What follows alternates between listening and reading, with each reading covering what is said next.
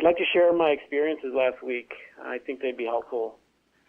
I started last week, Thanksgiving week, knowing that I would need to be even more alert to errors, attempts to disrupt my progress in understanding and living Christian Science, and what I've been learning here at the Plainfield Christian Science Church, independent church.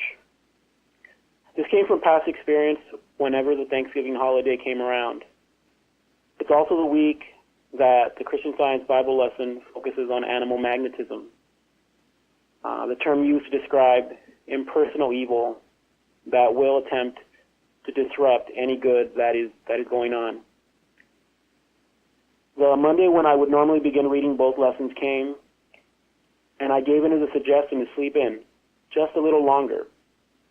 Before long, I had slept in a lot longer and was now behind schedule. One by one, problems, phone calls, and other issues started vying for my attention. I finally got to study both lessons, but it was much later in the day from when I would have normally completed it by. This was a taste of what the week had in store for me. Later in the week, I remember some upsetting and depressing thoughts coming at me while I was at work. I didn't recognize what was happening at first and accepted these thoughts, making my day pretty miserable. The challenges faced this week culminated in what I experienced on Thanksgiving Day. I received a call at around 3 in the morning.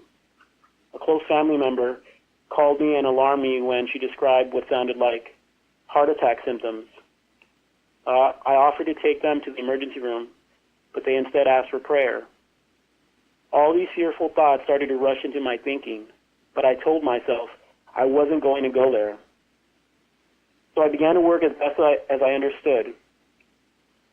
At some point, I decided to reach out to a Plainfield practitioner and ask for their metaphysical support with the situation. Not long after, I felt a surge of what could best be described as spiritual power, and I was certain this was coming from God through the practitioner's support. It felt like my prayers had somehow become a lot stronger. The next thought that came to me was to head over to this family member's house and bring the Thanksgiving service with me by way of my cell phone. As I headed over there, this almost overwhelming sense of doom and fear loomed over me. I knew this was aggressive mental suggestion being more aggressive than usual, and I kept repeating spiritual truths to myself that I've been learning here at Plainfield. When I arrived, I found this family member in bed, looking really distraught. When the Plainfield Thanksgiving service began, I played the entire service on speakerphone while sitting next to this family member. Sometime around the first or second testimony given at that service, I felt a strong sense of gratitude and relief that was almost overwhelming. Something had changed. I felt that the mesmerism had been broken. My family member felt it too and started to sit up in bed, saying she was feeling better, even though she doesn't speak English.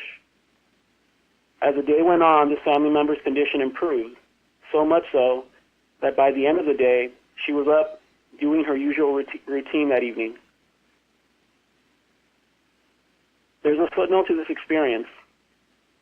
There had been no time to cook the Thanksgiving turkey that she had intended to on that Thanksgiving Thursday. So on Friday evening, this family member called me up to let me know that the turkey was ready, and we ended up having our own late Thanksgiving meal with several other family members, knowing full well the perfect work that God had just so lovingly worked through us. It not only deepened our sense of gratitude for this year's blessings, but made the whole event that much more special. I want to thank and praise God for this demonstration. I want to thank the Plainfield practitioner that selflessly offered her help in a moment's notice. For Mary Baker Eddy's unwavering love and devotion for God and man, and all of the Plainfield congregation, your mental work was felt that day, and it made all the difference. Thank